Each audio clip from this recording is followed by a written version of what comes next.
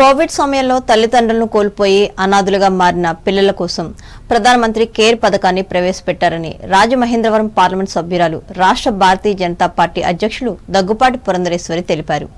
స్థానిక పోలీస్ కళ్యాణ మండపంలో మహిళా శిశు సంక్షేమ శాఖ ఆధ్వర్యంలో శుక్రవారం నిర్వహించిన మిషన్ వాత్సల్య పీఎం కేర్ పథకం సమావేశంలో ఆమె ముఖ్య అతిథిగా పాల్గొన్నారు. ఈ సందర్భంగా పురంధరేశ్వరి మీడియాతో మాట్లాడుతూ మానవ సేవే మాధవ సేవ సూక్తికి ఈ కార్యక్రమమే ఉదాహరణని చెప్పారు. ప్రధాని చైర్పర్సన్ గా కేంద్ర ఆర్థిక రక్షణ హోంశాఖ మంత్రులతో పాటు పారిశ్రామికవేత్తలు సభ్యులుగా ఉండే ఈ కమిటీ లబ్ధిదారులను ఎంపిక చేసిందని అన్నారు. దీనిలో భాగంగా దేశంలోనే మొదటి చెక్కును కొవ్వూరు మండలం దొమ్మేరి గ్రామానికి చెందిన సునియా సుమమ్మనికి 10 లక్షల రూపాయల ఫిక్స్ డిపాజిట్ రసీదును అందజేశామన్నారు.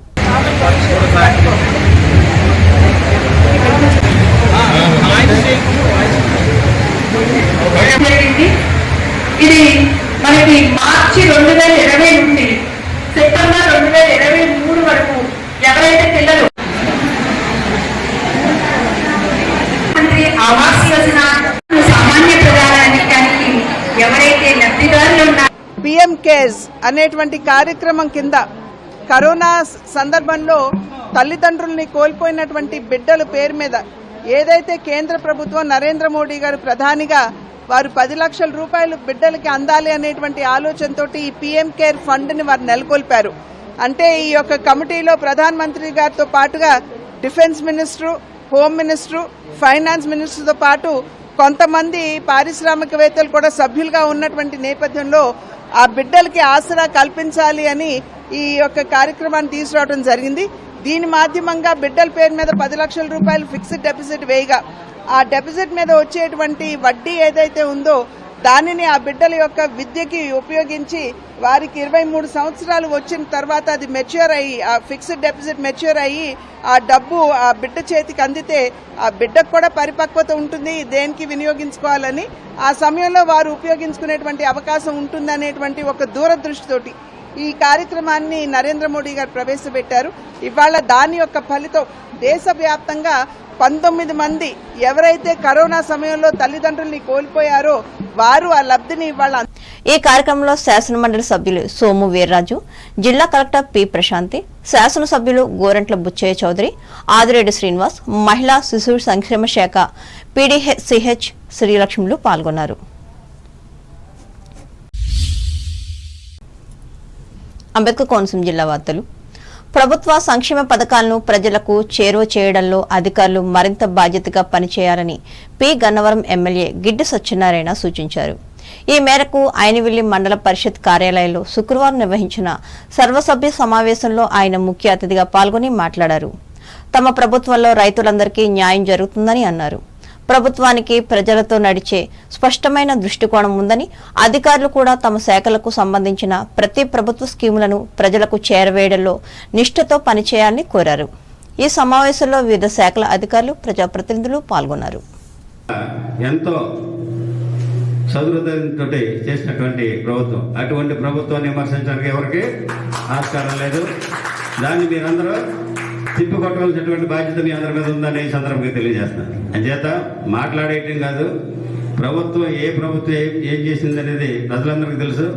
వారి సీఏ ప్రభుత్వానికి 164 సీట్లు ఇవ్వడం జరిగింది. అంచేత ప్రజా తీర్పు ముందు ఎవరు పనికిరారు, అది వాళ్ళు తెలుసుకోవాల్సినటువంటి విషయాన్ని ఈ సందర్భంగా తెలియజేస్తూ, మీ అందరూ కూడా వివిధ శాఖలకు సంబంధించినటువంటి అధికారులు తప్పనిసరిగా ప్రభుత్వంలో భాగంగా మీరున్నందుకు ప్రజలకి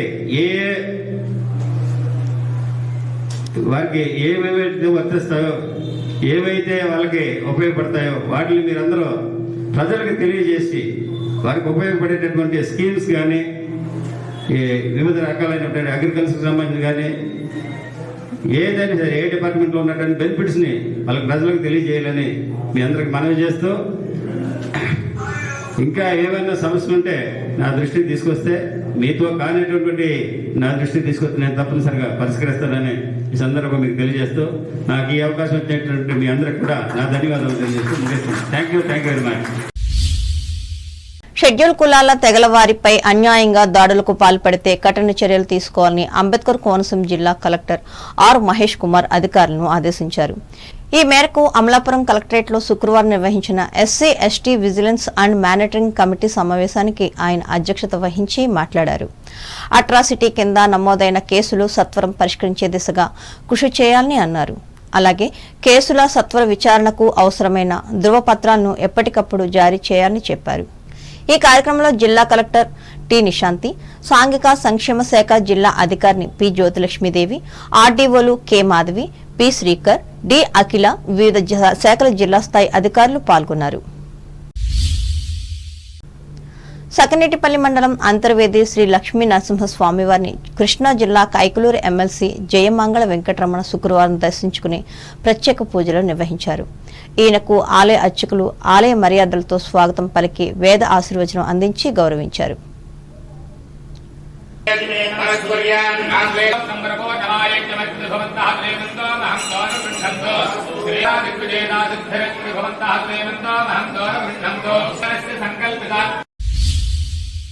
వాడపల్లి వెంకటేశ్వర స్వామి హుండీ ఆదాయం 1,45,00,000 రూపాయలు వచ్చినట్లు ఆలయ డిప్యూటీ కమిషనర్ నల్లం చక్రధర్రావు శుక్రవారం తెలిపారు.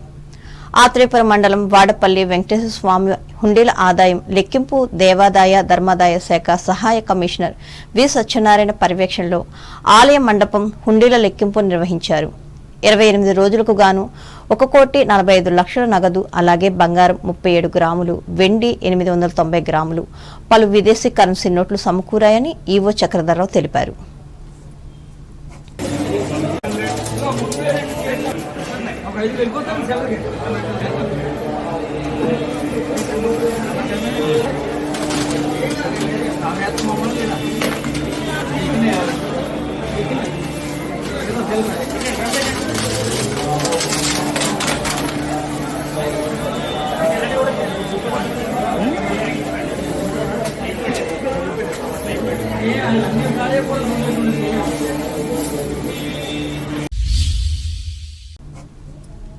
ఏలూరు జిల్లా వార్తలు. రానున్న ఎన్నికల్లో కాంగ్రెస్ పార్టీ విజయం తథ్యమని రాహుల్ గాంధీ భారత ప్రధానమంత్రి కావడం ఖాయమని కాంగ్రెస్ పార్టీ రాష్ట్ర అధ్యక్షురాలు వైఎస్ షర్మిల ధీమా వ్యక్తం చేశారు. ఏలూరు జిల్లా కాంగ్రెస్ పార్టీ అధ్యక్షులు రాజనాల రామ్మోహన్ రావు అధ్యక్షతన శుక్రవారం జరిగిన పార్టీ విస్తృత స్థాయి సమావేశంలో ఆమె ముఖ్య అతిథిగా పాల్గొన్నారు. సందర్భంగా షర్మిల మీడియాతో మాట్లాడుతూ ప్రధాని మోదీ యోగాకిచ్చిన ప్రాధాన్యత దేశ అభివృద్ధికి ఇవ్వలేదని విమర్శించారు. భవిష్యత్తులో కొన్ని పార్టీలు కాంగ్రెస్ లో విలీనం అయ్యే అవకాశం ఉందని అన్నారు. అదేవిధంగా కేంద్ర రాష్ట్ర రాజకీయాలపై షర్మిల విమర్శన అస్త్రాలు సంధించారు. అనంతరం నియోజకవర్గాల వారీగా పార్టీ ఇన్ఛార్జీలతో ప్రత్యేక సమావేశం నిర్వహించి పార్టీ బలోపేతంపై ప్రత్యేకంగా చర్చించారు. బలోపేతం చేసుకునే అవసరం మనందరికీ ఉంది. మరి ముఖ్యంగా ఆంధ్ర రాష్ట్రానికి ఉంది. ఎందుకంటే గత 11 సంవత్సరాలుగా బీజేపీ అధికారంలో ఉంది. మోడీ గారు ప్రధానమంత్రిగా ఉండి కూడా విభజన హామీలలో ఏ ఒక్క హామీ అయినా ప్రత్యేక హోదా దగ్గర నుంచి మొదలు పెడితే ఏ ఒక్క హామీ కూడా ఈ రోజు వరకు ఆంధ్ర రాష్ట్ర ప్రజల చేతుల్లో పెట్టింది లేదు మోడీ గారు. ఈ పరిస్థితుల్లో ఒక్క కాంగ్రెస్ పార్టీ మాత్రమే విభజన హామీలలో ఏ ఒక్క హామీ నెరవేరాలన్నా కాంగ్రెస్ పార్టీ రాహుల్ గాంధీ గారు ప్రధానమంత్రి కావాల్సిన అవసరం ఉంది. అందుకే కాంగ్రెస్ పార్టీని బలోపేతం చేసుకోవాల్సిన అవసరం ఉంది. 11 సంవత్సరాలైంది. విభజన హామీలలో ఏ ఒక్కటి అంటే కనీసం ప్రత్యేక హోదా అయినా లేక పోలవరం అయినా రాజధాని అయినా కనీసం ఉన్న విశాఖ స్టీలు ప్రైవేటైజ్ కాకుండా ఆపుతాము అనన్నా ఒక్క మాట కూడా ఇంతవరకు మోడీ గారు చెప్పలేదు. ద్వారకా తిరుమల సంతాన గోపాల జగన్నాథ స్వామి ఆలయంలో రథోత్సవాలు శుక్రవారం నుండి ఘనంగా ప్రారంభమైనాయి. దీనిలో భాగంగా మొదటి రోజు జరిగిన జగన్నాథుని రథోత్సవం కన్నుల పండుగగా జరిగింది. ఉత్సవాల్లో భాగంగా జగన్నాథుడు మత్స్యావతారంలో భక్తులకు దర్శనమిచ్చారు. వచ్చే నెల 6వ తేదీ వరకు ఈ ఉత్సవాలు జరగనున్నాయి. 10 రోజుల పాటు స్వామివారు రోజుకొక అలంకరణలో భక్తులకు దర్శనమిస్తారు.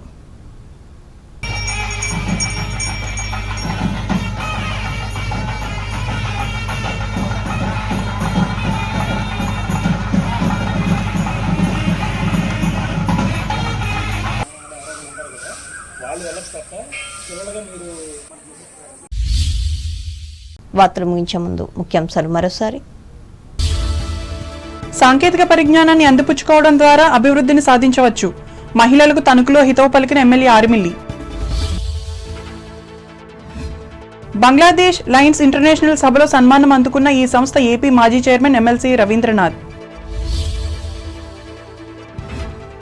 ప్రజాప్రతినిధులు, ప్రభుత్వ అధికారులు సమన్వయంతో పనిచేస్తేనే నియోజకవర్గ అభివృద్ధి. పెంటపాడు మండల పరిషత్ సభలో పేర్కొన్న తాడేపల్లిగూడెం ఎమ్మెల్యే బొలిశెట్టి. తాడేపల్లిగూడెంలో చివరి దశకు చేరుకున్న ఉమ్మడి పశ్చిమ గోదావరి జిల్లా ఉపాధ్యాయ పోస్టుల వ్రాత పరీక్షలు పర్యవేక్షిస్తున్న విద్యాశాఖ ఉన్నతాధికారులు. సాగుదారులకు న్యాయం చేసేందుకు రుణాలను మంజూరు చేస్తున్న ఆంధ్రప్రదేశ్ ప్రభుత్వం వెల్లడించిన ఉండి తహసీల్దార్ నాగార్జున. మండల కేంద్రం ఉండిలో కనుల పండుగగా జగన్నాథుని రథయాత్ర వీక్షించి ఆనందించిన ప్రజలు. కోవిడ్లో తల్లిదండ్రులను కోల్పోయిన అనాథలకు అండగా నిలిచిన కేంద్ర ప్రభుత్వం రాజమండ్రిలో స్పష్టం చేసిన పార్లమెంట్ సభ్యురాలు దగ్గుబాటి. హర్షం వ్యక్తం చేసిన మానవతావాదులు. ప్రభుత్వ సంక్షేమ పథకాలన్నీ ప్రజలకు చేరేలా కృషి చేయాలి.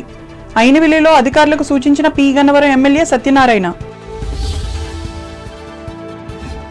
షెడ్యూల్ కులాలపై అన్యాయంగా దాడులు చేస్తే సహించేది లేదు. అమలాపురంలో హెచ్చరించిన అంబేద్కర్ కోనసీమ జిల్లా కలెక్టర్ మహేష్ కుమార్. వాడపల్లి వెంకన్న హుండీలలో 28 రోజుల్లో వేసిన 1,45,00,000 రూపాయల విరాళాలు ప్రకటించిన ఆలయ ఈవో చక్రధర్రావు. పర్యవేక్షించిన ధర్మాదాయ సహాయ కమిషనర్ సత్యనారాయణ.